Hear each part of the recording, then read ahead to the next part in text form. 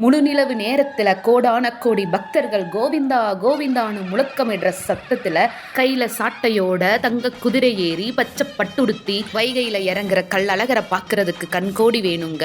வாராரு வாராரு அழகர் வாராரு இந்த பாட்டை கேட்டுட்டு மக்கள் வெள்ளத்தின் மீது மிதந்து வர கள்ளழகரை பார்க்கும்போது உடம்பே செலுத்திட்டு இருக்குங்க. எந்தெந்த வருஷம் என்னென்ன பட்டு கட்டிட்டு வர்றாரு அப்படின்றத பார்த்துதான் இந்த வருஷம் நம்மளோட பூமியில இந்தந்த கால சூழ்நிலைகள் ஏற்படும் அப்படின்றத கணிப்பாங்க. நிற பட்டுடுத்திய வைகையில இறங்குனாரு அப்படின்னா இந்த வருஷம் பசுமை நிறைஞ்சிருக்கும் அப்படின்னு அர்த்தம். அதே இது வெள்ளை ஊதா நிற பட்டுடுத்தி வைகையில இறங்குனாரு அப்படின்னா நடுநிலையாக தான் இந்த வருஷம் இருக்கும் அப்படின்றது அர்த்தம். அதே இது சிவப்பு பட்டு உடுத்தி இறங்குனாரு அப்படின்னா அந்த வருஷம் போதிய விளைச்சல் இருக்காது அப்படின்னு அர்த்தம். மஞ்சள் பட்டு உடுத்தி இறங்குனாரு அப்படின்னா இந்த வருஷம் ஃபுல்லா மங்களகரமா இருக்கும் அப்படின்னு காலங்காலமா நம்பப்படுது. இந்த வருஷம் பசுமை நிறைஞ்சிருக்க போகுது, விவசாயம் செழிச்சிருக்க போகுது அப்படின்னு சொல்லாம சொல்லி பச்சை பட்டுடுத்தி பலபலன்னு ஜொலிக்கிற தங்க குதிரை மேல பவனி வந்தாரு அழகர்.